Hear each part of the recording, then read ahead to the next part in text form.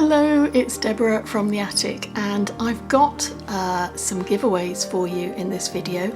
Watch to the end to find out more about those and how you can get a hold of those.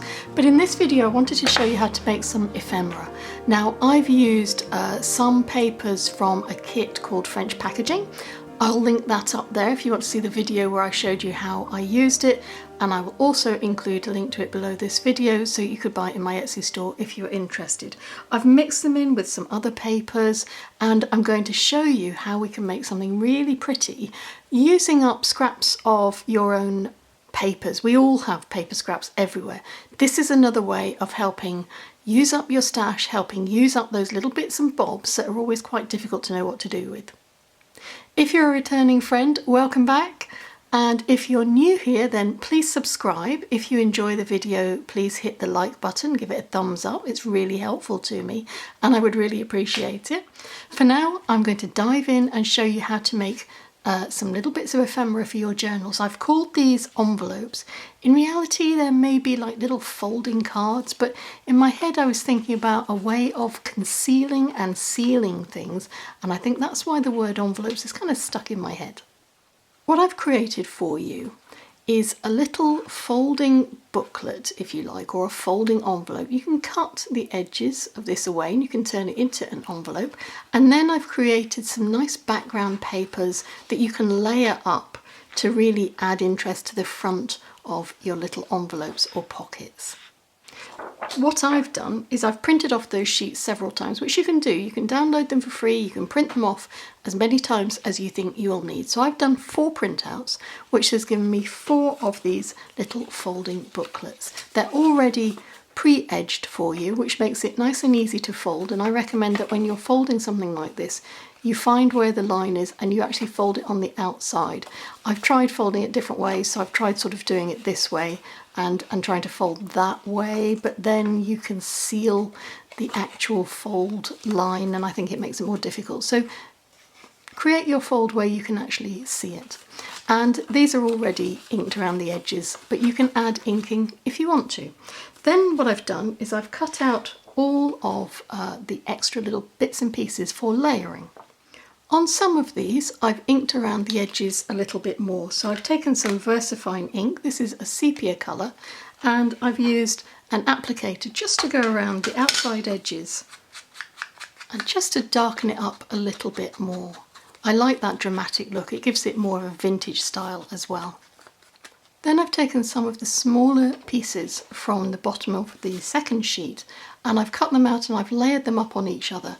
And you can actually play around with these quite a lot. So for example, in one of my other examples, I've just cut out the word notes and I've added it to this as a background.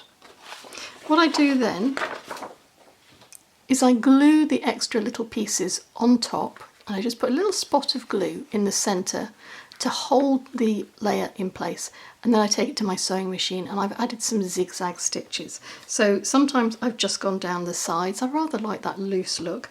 Other times I've taken a straight stitch and I've gone all around the edge, and I've also left some of the little threads. I think that makes it look quite fun. So having got everything to this stage, the next stage is what I wanted to share with you, because I think these are quite fun. You can put these together any way you choose, and again just use any papers that you happen to have. But what I want to do now is I want to layer some of these on the front of my little folding pages. I'm going to use a Beacon 3-in-1 glue. It's my favourite for lots of reasons. It remains quite fluid. Once you've actually added it, you can still move things around on it, so it doesn't sort of grab and set things immediately. It does give you a little bit of time to play around with them. And by making all of my layers in advance, it's much easier for me just to select them and then add them to the front of my little booklet. And you can stop there if you choose, but I'm going to add another one on the inside. And I think what I may do is add one of the smaller pieces.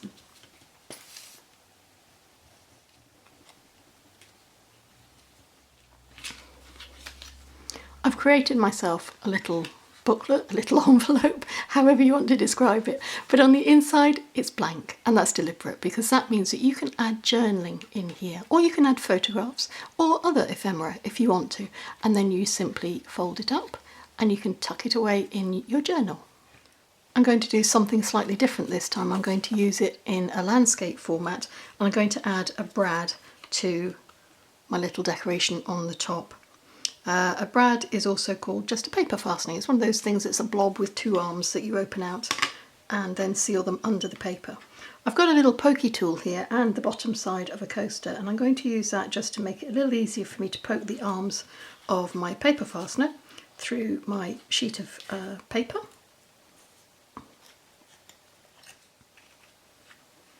So there we go. I'm not going to fix this in too firmly. I will just open out the arms on the underside of my decoration, like so. I've left it a little bit loose for a reason. I'm going to glue this now onto the front of my envelope pocket, not quite sure what to call it, and this will show you why I've put the arms on the inside of this piece of paper, because if I put it all the way through, then the arms would be visible where I might want to do some writing, and I'd rather they were concealed.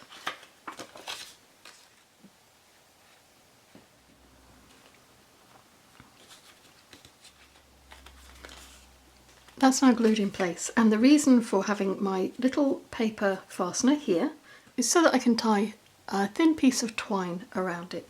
So I'm going to just tie this and put a little knot in it so that it will sit under the paper fastener and be held in place by the fastener. The fastener just provides an anchor point for it really. And once I've got that done, then I will properly squash this down, and underneath, while that glue is still happening, the arms will spread out properly, be captured by the glue, and that will hold my thread in place. I've made sure that my twine is long enough that I can just tie a little knot like that, and that's enough to seal my envelope. In this version I've done a portrait style, and I've added the brad in the middle of this. I've also made sure that it doesn't pop through onto this side of the page, and I've added an extra panel on the inside, but I've also popped a little panel on the reverse as well, and this is really attractive when you actually tie it up. It's quite nice. You think, oh, what's in there? This is my final example, and I've layered up one of the pieces that has a butterfly on it on top of the one that looks, it's almost like wallpaper. I rather like it, and I've cut the top off the notes section and glued it before then sewing it onto another piece of paper. And this is ready with the glue on the back, and I'm just going to pop that on there, and that's my last example finished. And of course you can mix these up any way you like, and it would be great to know if you found that helpful. So that's some examples of ways that you can use up your own stash, or you can go and get my free giveaways from my website, which is www.atticlane.com, and I'll make sure you can see it below the screen there. There are 2 pages. Just go to the site, go to the top, click on the tab that says giveaways, and you'll be able to download these and print them off for free as many times as you think necessary. I'm going to say thank you very much for your time, as always, and until we meet again, stay safe and take care.